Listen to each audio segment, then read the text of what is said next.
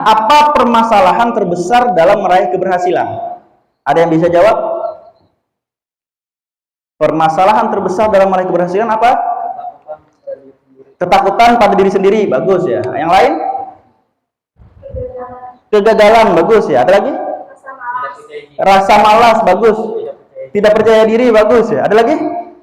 Semakin berani sudah nih. Benyaring sudah panggilannya ya Allah. Ada lagi? Cukup ya? Baik, jawaban Anda benar semua ya. Bahwa faktor terbesar kegagalan seseorang atau ketidakberhasilan seseorang adalah tidak adanya keberanian. Tidak adanya keberanian.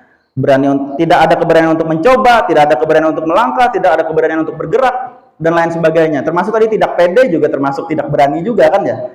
Diminta untuk berbicara nggak pede, diminta untuk maju ke depan nggak pede gitu kan. Itu berarti kan ada ketakutan, ada ketidakberanian juga gitu ya. Nah, yang ketiga, di dalam organisasi yang mana di dalamnya ada anggota-anggota yang ingin menjadi luar biasa di dalam organisasi dan memberi dampak luar biasa juga besarnya kepada organisasi adalah orang-orang yang harus berani mencoba, orang-orang yang tidak takut gagal. Ya. Kita hidup ini kan tempatnya masalah ya. Hidup ini kan kita mengiyakan untuk hakun dapat banyak masalah, makanya kita hidup ya. Ya. Jadi kalau hidup malah lari dari masalah, menghindari masalah ya, berarti dia tidak sesuai dengan tujuan hidupnya gitu ya. Ya. Kita punya masalah, semakin besar masalah yang kita dapatkan, ketika kita bisa melaluinya, maka itulah keberhasilan kita dalam hidup.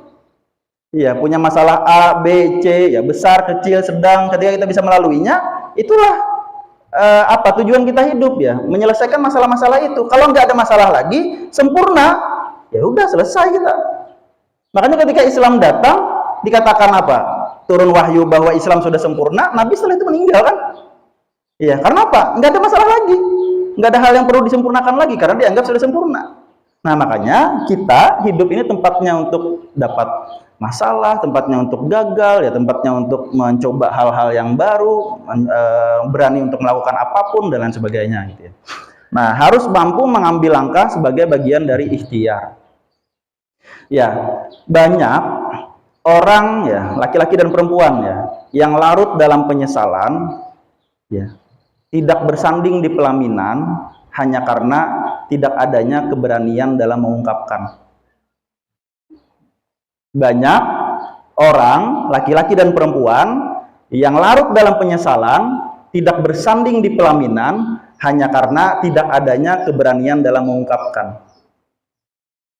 Kada saikum berdua tuh banyak jakanya diungkapkan saat itu betahuan berjadian, tapi saikum kadewani akhirnya apa? Kada berjadian. Pas saikum wani saikum pun orang sudah terlambat jadinya kalau iya terlambat. Iya, cinta yang tidak diungkapkan ya dia bisa salah dalam menentukan tujuan gitu kan. Iya. Misalnya kita mencintai seseorang gitu kan, terus nggak mau kita ungkapkan, maka dia bisa kemana-mana gitu kan ya. Dia bisa kemana-mana. Jangan pian kira ketika pian berdoa untuk orang yang pian cintai, dia akan tetap stay di situ untuk pian gitu kan. Iya, nggak akan seperti itu gitu ya. Harus berani mengungkapkan, berani menyampaikan dan lain sebagainya gitu ya. Ada ikhtiar, tidak hanya sekedar berdoa saja. Nah, ini yang paling banyak di organisasi biasanya ya dialami, bukan soal cintanya lah, ya soal keberanian mencobanya, keberanian mengungkapkannya. Woi, saya ada ide Kak, gimana kalau kita adakan kegiatan ini, skemanya, konsepnya seperti ini ya. Tapi karena dia tidak berani mengungkapkan, akhirnya kegiatan itu dilaksanakan yang harusnya bisa membawa kemanfaatan lebih besar, akhirnya biasa-biasa saja. Kenapa biasa-biasa saja? Karena dia tidak mengungkapkan.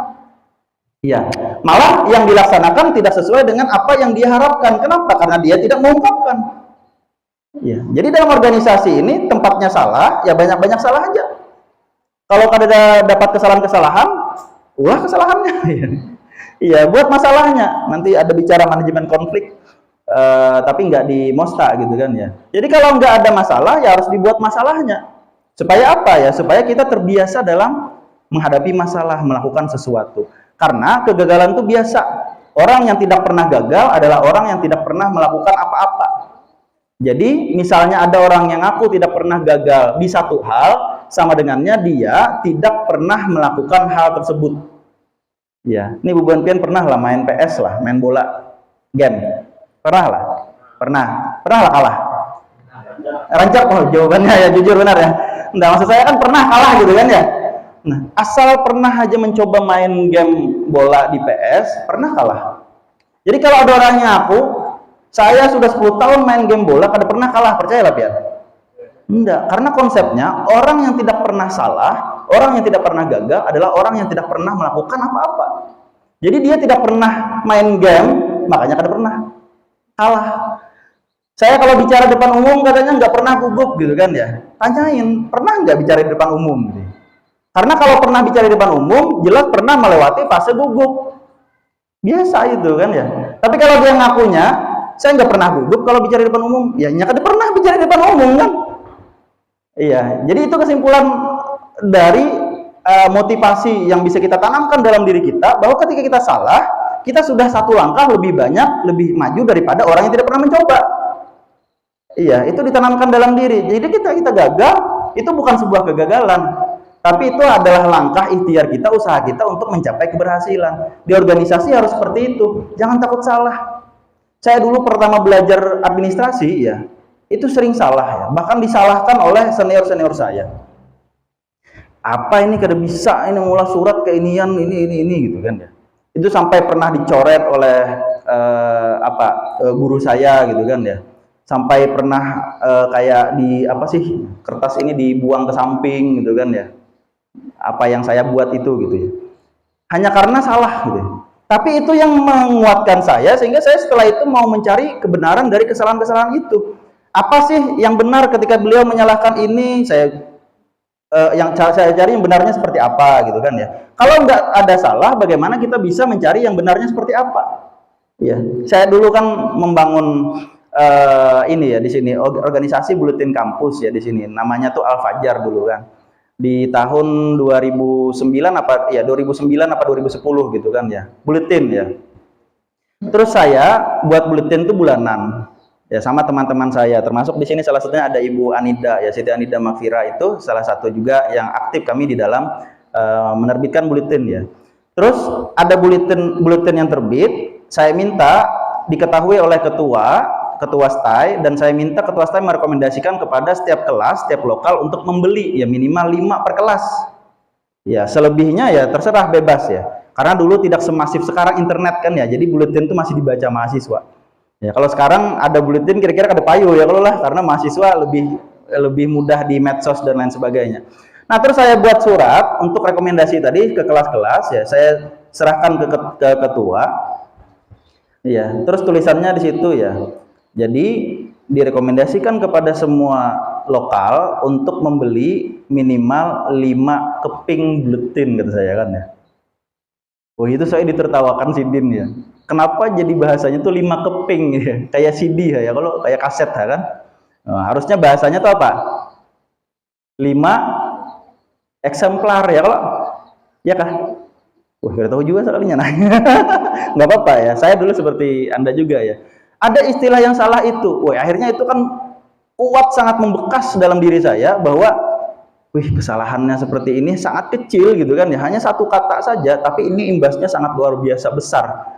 Ya, ketika surat itu andaikan misalnya saya sebar ke kelas-kelas, maka sekampusan sebertaan akan membaca itu ya. Bagi yang tahu, mereka akan memandang bahwa siapa yang buat surat ini nggak apa ya maksudnya ya, nggak kompeten dalam membuat surat gitu kan ya, karena ada kesalahan satu kata. Untungnya dikoreksi ya oleh beliau dan akhirnya saya perbaiki. Nggak jadi malunya gitu ya, hanya satu kata gitu ya.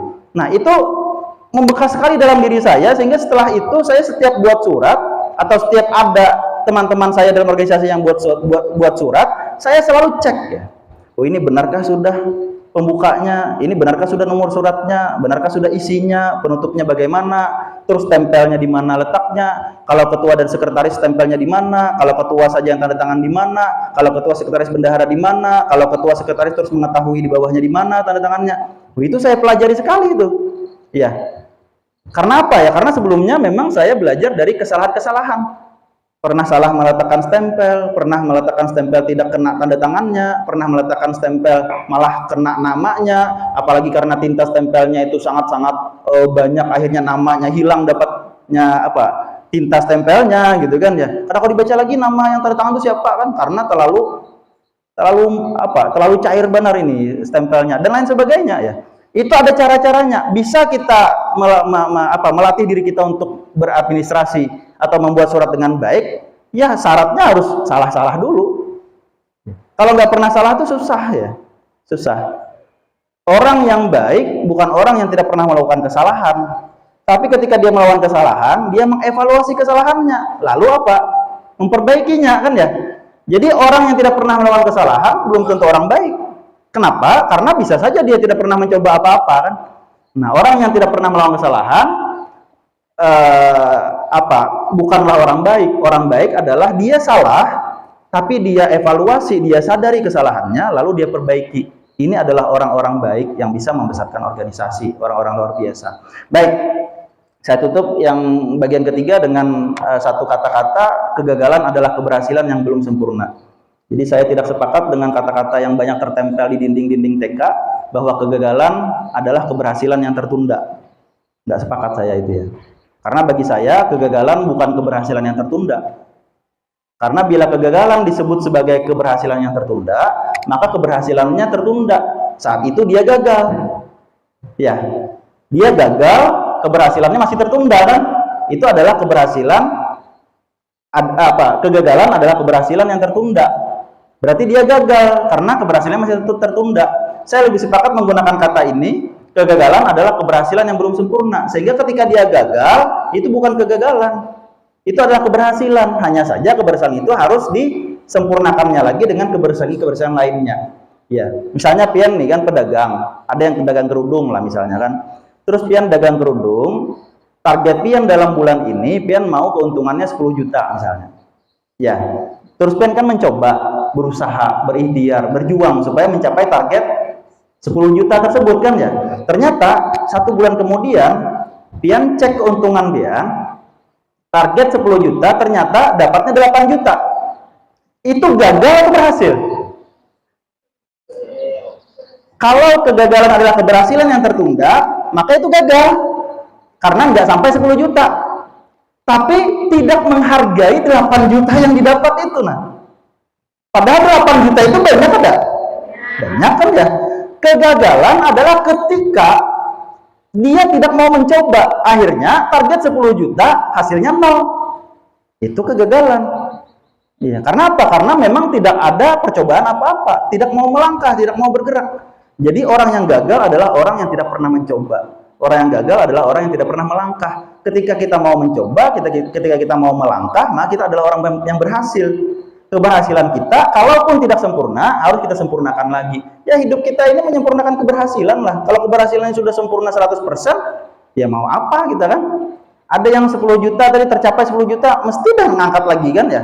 Saya bulan depan maunya 12 juta keuntungan saya gitu kan ya. Terus 12 juta maunya depan terpenuhi lagi gitu kan ya. 2-3 bulan kemudian saya maunya 15 juta gitu kan ya. Ada tantangan-tantangan baru lagi yang harus dicapai gitu kan. Nah, inilah bagian dari usaha-usaha, ikhtiar-ikhtiar kita untuk mencapai keberhasilan itu tadi ya. Jadi keberhasilan itu proses, bukan hasil akhir. Baik. Nah, yang keempat, bertanggung jawab.